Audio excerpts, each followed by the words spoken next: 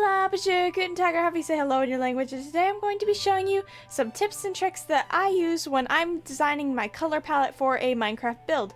Now please note that this will not be a block by block tutorial, but instead I will be showing you some of the ideas that I have when I am designing my color palette, and some things you might want to keep in mind. So without further ado, let's go ahead and get into it. So the first thing I'd like you to keep in mind is when choosing your color palette, you need to be mindful of how and what style you're building in. Now, in this particular case that you see right here, I decided to go for a very natural theme, so as a result I chose very natural tones and colors that reflected what we associate with natural. So I chose coarse dirt and lots of different wood types, some gravel, stone, and certain flowers that I think work really well together. So this is the result, and I quite like it. It uses a variety of tones that we don't find too harsh. You can see that I have remained consistent in my building, and this is something else you want to keep in mind as well. Now if we come over here, this is an example of what not to do when choosing a color palette. This is roughly the color palette I choose for this particular model over here, and it doesn't work, and I'll tell you why. To start off with, the blue and the orange do not necessarily go all that well together. It is conflicting in your eye, and it just doesn't work quite well in this setting. And the same thing goes for the purple flowers that you see right there, and the whole build just clashes in color, and it doesn't work very well. It's not appealing at all.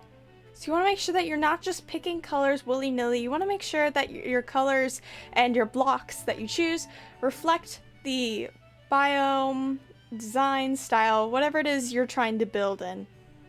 And moving on to our next example, here we have a modern house build. Now, I decided to incorporate aspects and colors that I typically associate with being modern, such as the white concrete there and the darker wood tones. Over here, you can see that I have chosen some lighter tones and at the same time contrasting it with the darker colors. I feel like this is what defines modern, at least in this day and age, and I decided to reflect that here. You can see that all of the colors here blend nicely together and they work well as a single unit. Over here we have an example of what you probably should not do. You should probably not use blocks of quartz like this in this particular setting, because you can see all of the divides in between the blocks. So you really want to be mindful when picking your blocks and the textures that they currently have. And in 1.16 we have a ton of different block variants and styles that we can choose from, so you don't have to choose the block that's easiest to get, and you should instead choose what looks good and not what's easy. You just want to try to pick blocks that look good together and work well when in a group together.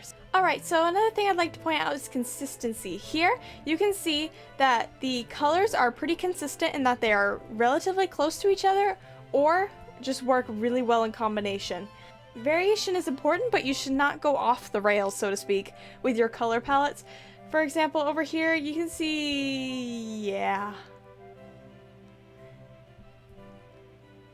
So yeah, this is not good. There's too many colors here, they clash, they don't work well together, they're not in the same part of the color wheel, and they just don't fit in with the style that I was building in. Over here, however, the colors do match the style I was building in, and they work well together, unlike the colors that you see over here with this color palette. You have the acacia clashing with the orange terracotta, with the purple concrete, and yeah, it just does not work. You want to make sure that the blocks you choose work and are not because, oh, I like purple, so I'm going to use purple in this build. No, please don't do that. It won't work well for you.